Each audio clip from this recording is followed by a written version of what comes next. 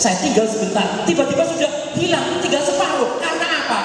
Saya lihat, oh alah bocor, pecah. Itu hidup yang pecah, tidak bisa menyimpan.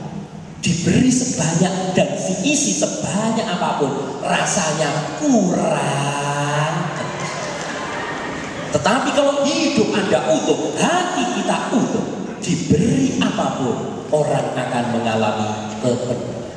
Oleh karena itu Yesus mengatakan, Shalom alaikum, damai sejahtera bagi kita. Itu yang mau dikatakan juga kita, supaya hati kita ini damai sejahtera. Oleh karena itu kita diampuni sebesar apapun dosa kita. Satu cerita menarik sekali dari seorang sesama rekan Romo Karmel kami. Walaupun usianya sudah meninggal puluhan tahun yang lalu, saya hanya mendengar ceritanya. Meninggal tahun 89 ketika saya baru masuk biara, kalau tidak salah. Namanya Romo Soso. Pastor ini menjadi pastor paroki di Tumpang Malang Timur sana. Suatu malam masuk ke pastoran itu seorang pencuri anak muda, dan sudah berhasil mengikuti masukkan macam-macam di dalam karungnya itu, dan dia sudah siap untuk melompat dari jendela. Tapi sebelum berhasil melompat dari jendela, Romo Sosroni masuk ke ruang makan itu dan berteriak, Mas, nggak usah lewat jendela, itu loh pintunya di sana.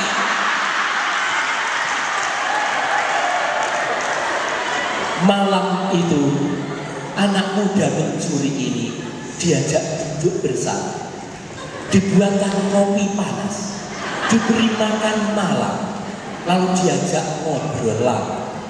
Mungkin bayangan saya, beliau sempat berkata atau bertanya, nah, kamu ini mencuri karena terpaksa bukan?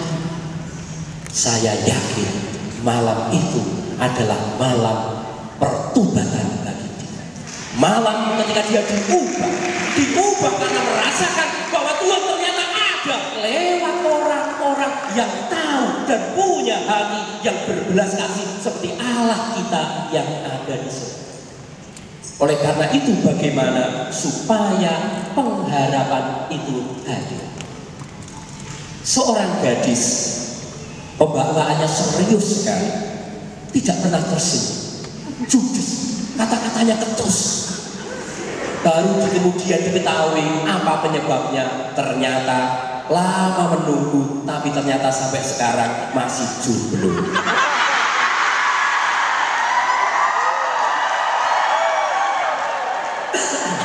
Tenang, saya juga masih jomblo, tenang.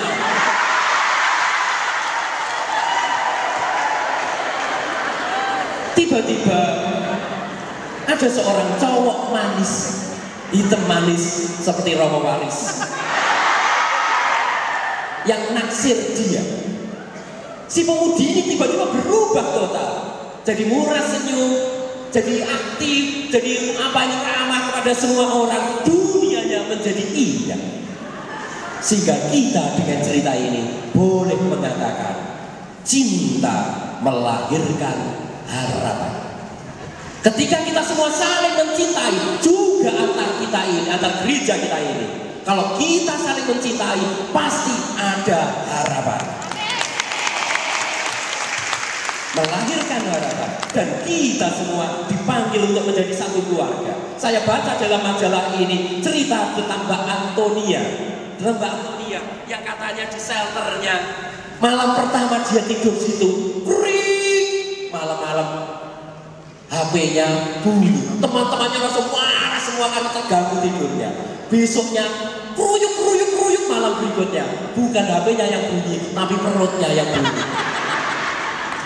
Tapi paginya kemudian dia dirangkul oleh saudari-saudarinya yang lain. Di situ dia merasa dianggap saudara. Itu yang barangkali mau diundangkan oleh Yesus kepada kita, supaya kita membangun diri sebagai satu keluarga. Ketika kita saling memperhatikan dan tidak mikir diri kita sendiri. Saya ingin bercerita satu lagi. Satu pengalaman ketika saya masih frater mendampingi anak-anak mahasiswa Widya Mandala Surabaya tahun 95 atau 96. Waktu itu saya bisik-bisik dengan para dosen untuk menyisihkan sebagian dari sarapan kami. Kami 40-an, anak-anak ini saya ajak bergandeng tangan semua, kaget karena sarapannya kok sedikit sekali ini ya.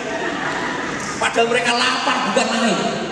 Lalu kemudian setelah selesai makan, setelah saya doa, saya ajak mereka untuk mulai makan. Tapi tidak ada yang berani mengambil karena sedikit sekali. Terpaksa ada anak yang paling kuku, paling lucu didorong-dorong. Ayo kamu maju dulu. Terpaksa. Lalu dia ngambil makan itu. Ngambil nasi. Rupanya ngambilnya banyak sekali. Teman-temannya langsung berteriak, waduh, gak cukup nanti itu. Dengan malu-malu dia cengengesan itu mengembalikan nasi yang dia ambil saja sedikit. Lalu tempenya gimana ini? Lauknya tempe. Untungnya ada Roh Kudus yang lewat sehingga memberi bimbingan pada dia, memberi ide bagus. Diambilnya roti tempe itu dibagi menjadi 2. Yang separuh ditaruh di piringnya, yang separuh dikembalikan ke panci. Teman yang kedua lebih enak, ambil nasi secukupnya, sayur secukupnya, tempenya paruan dari temannya tadi. Yang terakhir saya, mungkin kita mengira bahwa itu tidak cukup, ternyata tidak. Ketika saya mengambil yang terakhir, saya mesti melihat masih cukup nasi, masih cukup sayur, bahkan beberapa potong tempe. Di akhir makan bersama pagi itu, saya memimpin doa lagi. Tuhan, kami bersyukur kepadamu karena Engkau pagi ini di tengah orang-orang muda ini, Engkau membuat mukjizat di tengah kami. Dari apa yang kurang, kami bisa tercukupi semua, bahkan masih ada sisanya. Seperti dulu kisah Tuhan sendiri.